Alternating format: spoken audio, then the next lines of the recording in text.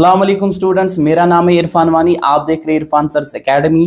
JEE 2024 के जो results वो आ गए हैं, साथ ही में बोर्ड्स की एग्जाम वो भी खत्म हो गए, उनके रिजल्ट्स भी आ गए। तो बहुत सारे बच्चों ने एक अच्छा खासा स्कोर वहां पे सिक्योर किया है, जिनकी अच्छी खासी रैंक भी आई है। कुछ बच्चे ऐसे भी थे जो लैग कर पाए वहां पे। तो जिन बच्चों ने अच्छी खासी रैंक स्कोर की है, वी कॉन्ग्रेचुलेट देम। एंड साथ ही में जो बच्चे पीछे रह गए हैं, तो उनसे मैं कहना चाहता हूं, हार नहीं माननी है। You have to restart, then restart, restart. Ultimately आपका भी एक टाइम आ जाएगा, अल्टीमेटली आपका जो गोल होगा वो भी अचीव होगा। तो साथ ही में जो 2024 एस्पिरेंट्स जो थे, उनमें से वन ऑफ द टॉपर्स हमारे पास यहाँ पे अभी स्टूडियो में बैठे हैं, जिनका नाम है mister Yamin Qadri. So first of all introduce yourself mister Yamin Qadri.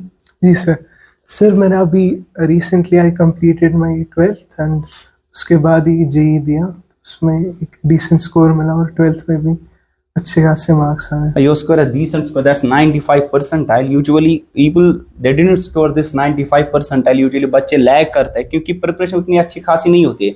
Being one of the toughest examination in the world, not in India also, पूरे दुनिया में सेकंड नंबर पे IIT JEE का एग्जामिनेशन आता है, तो टफेस्ट एग्जामिनेशन है।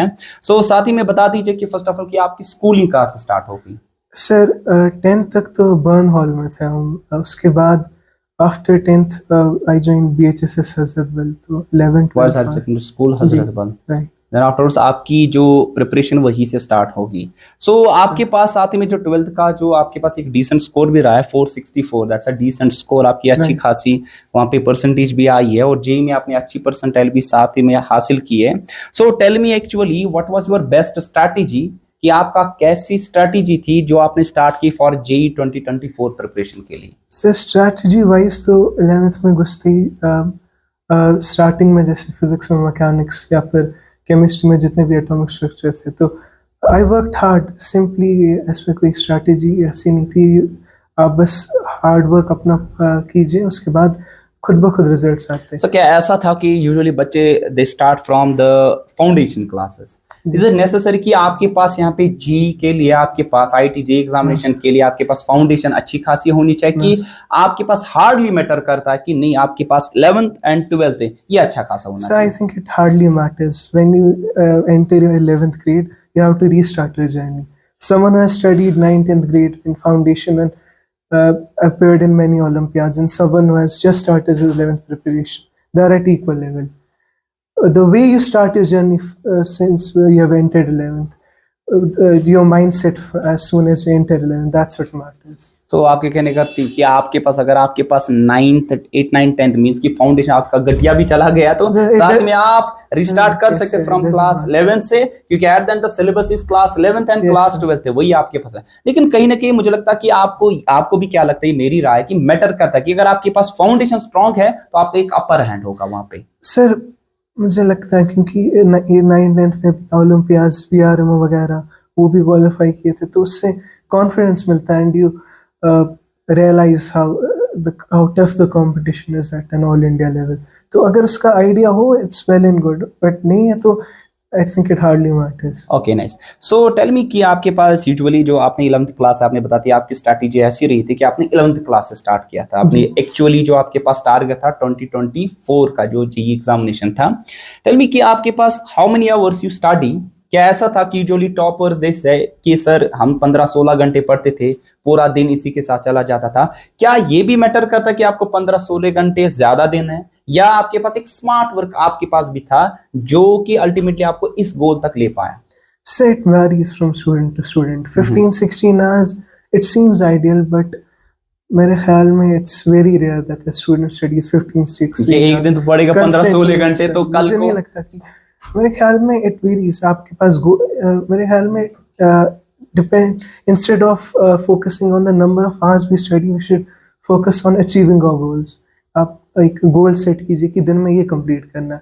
अब वो 2 ही घंटे में हो 6 घंटे के बजाय, तो वो 2 घंटा मुझे लगता है ज्यादा मैटर करता है। एफिशिएंट होना चाहिए, smart work. You should complete a goal. You should be goal oriented instead of being hours oriented. I'm studying for 6 hours. बीच में ऐसा होता है आप 6-7 घंटे पढ़ते हो, अचीव कुछ नहीं करते। तो at the end of the day, if you have completed your goals, and even if you have not studied 10-11 hours, but you have achieved your goals, you have completed what you thought you would have completed at the starting of the day, I think that's means कि आपकी जो भी strategy रही एक target based रही थी, मतलब weekly और मंथली और आपके पास यहाँ पे एवरी क्वार्टरली कि आपके पास ऐसा आपके पास सिलेबस है, इतना आपको कंप्लीट करना है, अल्टीमेटली ये गोल मुझे होना चाहिए बाय हुक और क्रुक, ठीक है ना, चाहे आपके पास टाइम कम दो या ज्यादा दो। इट मींस यू थिंक कि आपके पास क्या आपकी ये भी राय थी कि सर कि 4 to 5 आवर्स अगर आपके पास एफिशिएंटली मिलते हैं दैट्स एनफ, अगर from the first day of class 11th हर कोई बच्चा जेईई एग्जामिनेशन के लिए प्रिपेयर कर सकता है। I think it's more than enough if you work constantly. Consistency matters. If you're studying 5-6 hours daily from 11th, I think you will just achieve your goal. And is for JEE examination point of view, क्या NCERT जो books है sufficient है for JEE mains examination के लिए? So sufficient, particularly if we discuss maths, NCERT in 11th grade NCERT is not sufficient. Okay. But you need to complete a basic level. You start from a basic level and then you reach a higher level. So my advice to anyone who is studying for JEE would be to complete the NCERT first. For mathematics, for NCERT, for physics or for chemistry.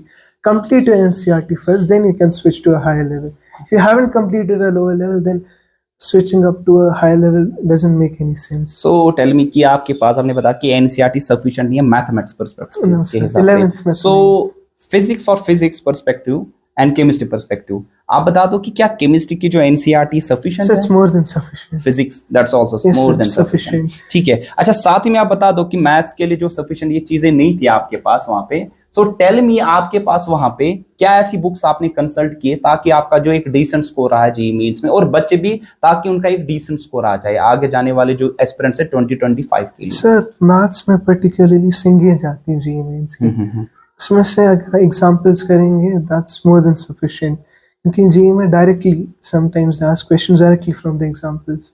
आप पहले class notes भी अगर करेंगे खाली examples पढ़ेंगे वो काफी है। और for 12th grade NCERT is very sufficient for 12th grade. Yes. Okay.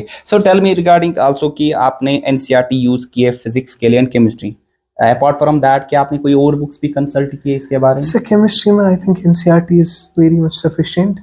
NAVST physical के लिए, फिजिकल के फॉर फिजिकल केमिस्ट्री NAVST, लेकिन अगर आप नहीं भी करेंगे तो क्योंकि एक्सरसाइज जो होती है NCERT की पीछे से उनके अच्छे खासे लेवल कोई मॉड्यूल कर रहा है, someone is doing, तो मैं रिकमेंड नहीं करूंगा कि NAVST करे।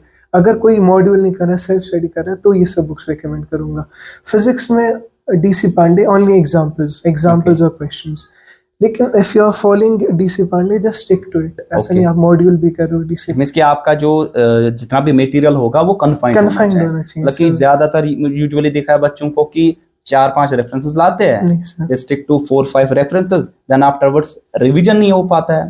सो यू बिलीव कि आपके पास जितने ज्यादा रिविजन्स होंगे उतना ही आप वहां पे स्ट्रॉन्गर बनेंगे उस पर्टिकुलर सब्जेक्ट में। So main thing is revision. कि जरूरी नहीं कि जो आपके पास जेईई एग्जामिनेशन है या कोई भी कॉम्पिटिटिव एग्जामिनेशन के लिए फर्स्ट प्रायोरिटी क्या आपके पास सिलेबस कंप्लीट करना है, क्या प्रायोरिटी इस चीज को देनी है कि आपके पास वहां पे जितना भी आपने सिलेबस कंप्लीट किया उसको रिवाइज ज्यादा कर लो? Sir for JEE I would recommend syllabus completion, क्योंकि what happens if particularly the trend has been in the past few years they ask very simple questions from certain chapters. Usually मैंने देखा कि इससे पहले मैंने कुछ बच्चे ऐसे भी थे हमारे कि एक बार मैंने देखा कि फ्रॉम ऑप्टिक्स सेक्शन कि आपके पास था radius of curvature, you are supposed to find the focal length, hardly matter, छोटा बच्चा भी बोलेगा इट्स r/2, तो वहां पे आप एक्सपेक्ट कर सकते हो क्योंकि यूजुअली बच्चे सोचते हैं कि नहीं जेईई जब भी एग्जाम है तो बड़े सवाल हो, कंसेप्ट हायर लेवल हो गए, मे बी क्योंकि यूजुअली आई सी कि आपके पास near about 70% question easy level के, then 10 to 20% आपके पास मॉडरेट एंड 5 to 10% आपके पास जो कि एक्चुअली रैंक को डिटरमाइन करता है, टॉपर्स को डिटरमाइन करता है, ठीक है। सो एट द एंड मैं यही चीज आपको भी कह रहा हूं कि आपकी भी स्ट्रेटेजी में भी शायद यही होती कि आपके पास मेन चीज था कि पूरा सिलेबस पहले कवर कर दो and more you do revise आप उस चीज में स्ट्रॉन्गर बनोगे वहां पे। Sir first priority should be you must complete the full syllabus at a basic level. Basic Once it's been completed, you can switch to a higher level. क्योंकि JEE में ऐसा भी है कि आपके पास ये हर एक चैप्टर को वहां पे क्या कर फोकस में लाते हैं, हर एक चैप्टर में से आपके पास एक एक सवाल तो बनता है, चाहे वो फिजिक्स सेक्शन हो, केमिस्ट्री या मैथमेटिक्स सेक्शन, हर चीज ऐसा भी ट्रेंड चलता है, कभी कभार इस चैप्टर में से पूछा ही नहीं जाता है। पर्टिकुलरली आपके पास ऐसा भी चैप्टर होते हैं कुछ, let's suppose take an example of from the chemistry section of electrochemistry, 3-4 questions usually की, क्योंकि कभी कभार ऐसा भी होता है कि बच्चा काइनेमेटिक्स अच्छे खासी लेवल का पढ़ता है, कोई सवाल ही नहीं जाता है, Yes. ऑप्टिक्स में 2-4 बनने थे, एक ही आ जाता है। सो ऐसा कि आपके पास आप कहते हो कि whole syllabus, but the trend is कि यूजुअली यू सी कि अगर आपके पास आउट ऑफ 300 120 स्कोर अगर आपको आ जाता है, you will get an decent branch in NITs, अगर आपके पास 120 प्लस भी होगा। डू यू थिंक कि आपके पास अगर आपके पास 50% भी अगर आपका गोल ऐसा कि नहीं जस्ट मुझे एक अच्छा खासा NITs मिलना चाहिए, डू यू थिंक कि आपके पास वहां पे अगर आपने 50% भी सिलेबस कंप्लीट किया और जेई पर्सपेक्टिव व्यू के हिसाब से 50% आपके पास उसमें आपने स्ट्रॉन्ग अपर हैंड आपका है, 50% जैसा आपने ब्रीफ पढ़ा है, so you will score a decent rank. So it's more than enough. It's more than if you have completed 50% syllabus with a decent level of knowledge. क्योंकि यूजुअली कटअप जो है, क्योंकि अगर आप देखोगे इट्स नियर अबाउट, अगर percentile near about 93 percentile, तो अगर आप देखोगे उसके लिए जो पॉइंट्स मिनिमम रिक्वायर्ड थे that was 90 plus points, so out of 300 it's 1/3 से भी कम है, इन नियर अबाउट 30% से भी आपके पास कम है, 27% आपके पास स्कोर होना चाहिए कटा। तो इट मींस अगर आपके पास 50% सिलेबस आपने अच्छे से कंप्लीट किया, अगर आपने 45% भी स्कोर किया, इट मींस 120-130 पॉइंट्स, तो आपको एक अच्छा खासा NIT मिलेगा, इवन लोअर IIT भी मिल सकता है अगर आपने JEE एडवांस में अच्छी खासी रैंक हासिल की होगी। सो द थिंग इज कि आपके पास की आपने बता दी कि स्ट्रैटेजी ऐसी कि आपके पास ज्यादा रिविजन होने चाहिए और आपका जो सिलेबस होना चाहिए वो पूरा का पूरा कवर होना चाहिए, और साथ ही में जितना भी आपके पास मटेरियल है दैट शुड बी कन्फाइंड, आपके पास कन्फाइंड होना चाहिए, because less is always more, more you do revisions आपके पास उतना स्ट्रॉन्गर एक पर्टिकुलर सब्जेक्ट में आप बनोगे वहां पे, ठीक है। साथ ही में आपने एक डिसेंट स्कोर भी that was 464 out of 500 boards में आपने अपने सिक्योर किया है। So can you tell me the best strategy regarding also the boards examination, और साथ ही में पैरेलल में बोर्ड्स को भी कवर करना और साथ ही में कॉम्पिटिटिव एग्जामिनेशन जैसे कि JEE एग्जामिनेशन आपने दिया, कैसी चीज को आपने हैंडल किया? सर जो भी चैप्टर हम शुरू करते हैं, I think for boards too, we seriously undermine the importance of boards. लेकिन अभी भी जैसे आधे बच्चों का 75% क्राइटेरिया क्लियर ही नहीं होता है, तो you cannot take boards. Usually मैंने आधे बच्चों को ये भी देखा कि उनकी JEE के अच्छे खासे मार्क्स आते थे, अच्छी खासी रैंक आती थी, बट वहां पे आपके पास बोर्ड एग्जामिनेशन वो पीछे रह गए, कैसे कोई ना कोई सब्जेक्ट रीअपेयर आता है, तो यूजुअली जो बोर्ड एग्जामिनेशन है उनको लाइटली लेते थे, तो लाइटली आपको उन बोर्ड एग्जामिनेशन का आपका कहना है कि लाइटली मत लो आप बोर्ड एग्जामिनेशन, तो बेस्ट स्ट्रेटजी क्या थी आपकी? आपने पैरेलल में दोनों को कवर किया। Sir whenever you start a chapter, I think derivations are very important for physics and chemistry. Why? So because it's important for boards and it really clears up your concept. Okay, means कि आपके पास वहाँ पे एक पूरा का पूरा in depth concept मिलता है जब भी आप डिराइव, क्योंकि डिफरेंट स्टेप्स आते हैं वहाँ पे, हर एक स्टेप पे आपके पास डिफरेंट कंफ्यूजन जो भी क्रिएट होने वाले थे वो सारे के सारे क्लियर होते हैं। Yes sir. Sir, that's important, and for maths, I think before you switch to a higher level, you need to complete your NCERT. If you are in 12th grade, until and unless you have not completed calculus from NCERT. क्योंकि usually मैंने देखा, आपने भी देखा होगा कि calculus part जो है, पर्टिकुलरली इंटीग्रेशन पार्ट, अच्छे खासे लेवल के वहाँ पे क्वेश्चन, खास तौर पे मिसलिनियस एक्सरसाइज है। यूजुअली मैंने देखा बच्चे मिस आउट करते हैं मिसलिनियस एक्सरसाइजेस को, द रीजन बिहाइंड दैट कि लगता है कि मुश्किल है, बट अगर आप साइमल्टेनियसली प्रिपेयर कर रहे हो बोर्ड्स के लिए भी और JEE एग्जामिनेशन के लिए, खासतौर पे JEE मेंस एग्जामिनेशन के लिए फर्स्ट जो आपके पास स्टेप है, तो उसके लिए आपके पास जरूरी है कि NCERT की मिसलिनियस पोर्शन ज्यादा कर ले। Do you believe that also कि आपके पास मिसलिनियस अच्छी खासी बचा करना चाहिए? Even if you are not able to do miscellaneous for maths, जैसे इंटीग्रेशन की अगर हम बात करेंगे, there are almost 10 exercises, almost 600-700 questions. If you are able to do those 600-700 questions with precision, it requires a strenuous effort. But when you complete those 10 exercises, including miscellaneous, it will definitely clear up your concepts, even for JEE. So you need to clear that up before you switch to a higher level. That should be your strategy. For boards, you need to focus on derivations if you're talking about physics and chemistry, and for maths, you need to complete your NCERT. You need to have